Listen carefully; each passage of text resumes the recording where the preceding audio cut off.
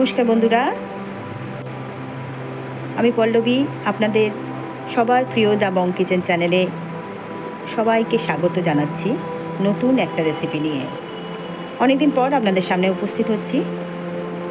আজকের রেসিপি সুজির গজা।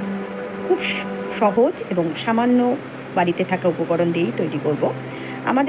আমরা অনেক সময় দোকান থেকে গজা কিনে খাই, ক্ষীরের গজা, ময়দার গজা, এবং বাড়িতেও মা ঠাকুমারা আগে গজা বানাতেন বাড়িতে। এটাও আমার ঠাকুমার কাছ থেকেই পাওয়া রেসিপি। আমরা এবার দেখে নিই কীভাবে আমরা সুজির গজাটা তৈরি করব। সুজির গজা বানাতে আমার 2 কাপ সুজি লাগছে। এই কাপটার মেজারমেন্ট করে আমি 2 কাপ সুজি নিয়েছি, 1 কাপ ময়দা নিয়েছি, 1 কাপ চিনি নিয়েছি, ময়ান দেওয়ার জন্যে ভালো দেশি ঘি নিয়েছি 2 চামচ, আর নিয়েছি বড় এলাচের গুঁড়ো।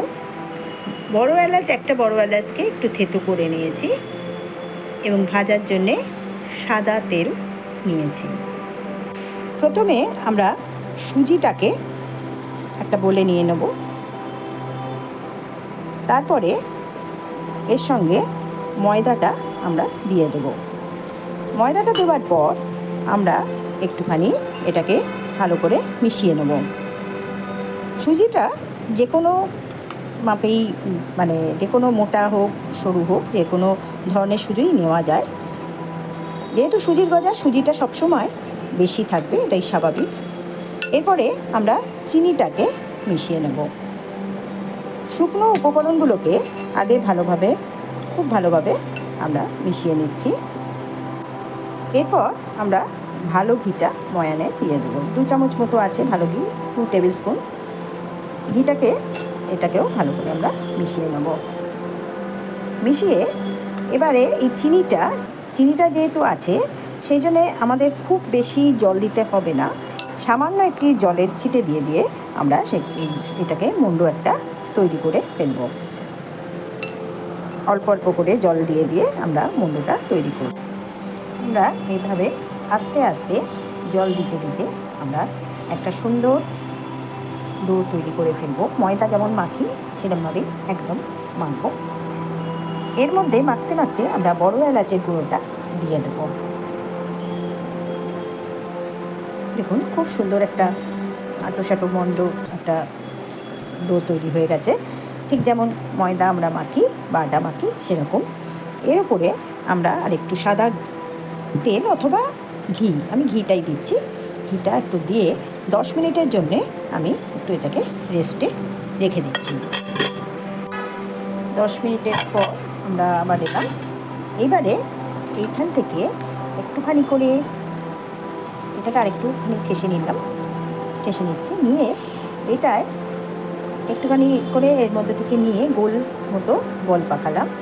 গোল বল পাকিয়ে যাতে এরকম আঙুলের সাহায্যে এরকমভাবে ভেতরটাকে একটুখানি গর্ত করে তারপরে এটাকে এরম সাইজে দিলাম। আপনারা যে যার মতো আকার দিতে পারেন, এটার কোনো ব্যাপার নেই। আমি এরম ধরনের আকারটাই দিচ্ছি। একটু বড় করেও করা যাবে, একটু বড় করে করতে চাইলেও বড় করে আপনারা করে নিতে পারবেন, বা আপনাদের মতো ডিজাইন দিতে পারেন, তাতে কোনো সমস্যা নেই। দেখুন, আমি এই শেপে আকার দিয়েছি, শেপে করেছি। আপনারা আপনাদের মতো আকার দিতে পারেন। এরপর আমরা এগুলোকে তেলের মধ্যে ভাজব। দেখুন, খুব সুন্দরভাবে ভাজা হচ্ছে। মিডিয়াম আঁচে রাখবেন, মিডিয়াম টু লো আঁচে রেখে এগুলোকে আস্তে আস্তে আমরা উলট পালট করে, এই যে আস্তে আস্তে ব্রাউন হচ্ছে, আমরা আস্তে উল্টে দেবো। এবার উল্টে দিয়ে এটা আমরা করে ভেজে নিচ্ছি। বাড়িতে হঠাৎ অতিথি এসে গেলে আমরা অতিথিকে একটুখানি আতিথেয়তা করার জন্যে এরকম ধরনের স্ন্যাক্স হিসেবেও আমরা দিতে পারি। মিষ্টিও হলো, আবার একটু স্ন্যাক্স টাইপেরও হবে। খুব সুন্দর খেতে হয়, চিনির রস করার ঝামেলা নেই, এবং খুব সহজেই বাড়িতে থাকা উপকরণ দিয়েই আমরা এগুলো করে ফেলতে পারছি।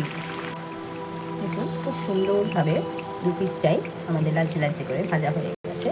এর বেশি লাল করবো না, তাহলে একটা পিটপিটি ভাব এসে যাবে, এবং ঠান্ডা হওয়ার পর খুব মুচমুচে হবে। এগুলোকে আমরা আস্তে আস্তে তুলে নিচ্ছি।